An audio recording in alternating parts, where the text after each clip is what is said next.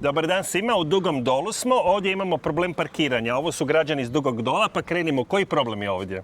Evo, grad Zagreb ima propis da nema parkiranja na javnim površinama. Dobro. Mi smo s time suglasni i mi kao stanari Dugog Dola želimo isto negdje parkirati. Ali ovo su zgrade građane u 30-im godinama vidimo, da. I one nemaju dvorišta za parkiranje. A gdje ste vi prije parkirali? Oduvijek na ulici. Dobro. Znači oduvijek. Ovdje znači susjed kojem se jučer htio pokupiti auto, znači Dobro. 70 godina ovdje živi, evo susjeda me može ispraviti. Ja mislim da gospodin Boris živi ovdje 60 godina sigurno i najnormalnije parkira auto na ulici. A ko je zvao Pauka? Jučer vidjeli smo ove videe, budemo ih objavili. Zašto je Pauk došao jučer?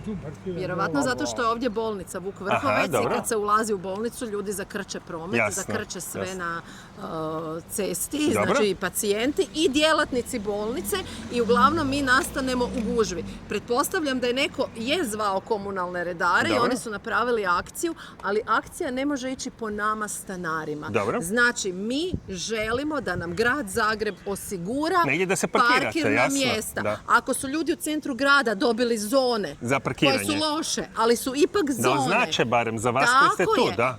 Navodno, evo, Dobro. jučer smo dobili informaciju da postoje prometne studije, prometna Dobro. studija da je napravljena za Dugi Dol. Pa ako je napravljena, zašto je mi stanari nikada nismo dobili na uvid? Su vam oni obavijestili o tome da imaju neki plan grad? Ne. Da li ima grad neki plan? Ne znamo, mi smo to Ništa. čuli od vijećnika koji Dobro. od prekjučer više nije vijećnik u mjesnom odboru jer je vijeće ovog mjesnog odbora prekjučer raspušteno. Aha, okej. I zapravo on je bio na prezentaciji. Dobro. Ono što smo čuli je da će se staviti stupići i da će se označiti parkirna mjesta. Dobro. Ali da u toj studiji, dakle nisam Dobro. vidjela, nema za stanare predviđeno. Koja je onda poanta iscrtavanja ako nemamo mi stanari osigurana parkirna mjesta? Čekaj, oni bi stavili stupiće i zatvorili onda parking, ne razumijem. Jednu stranu bi zatvorili, Dobro. drugu bi označili. Dobro. Ako to naprave, Dobro. a i dalje količina ljudi ulazi u ulicu, Dobro?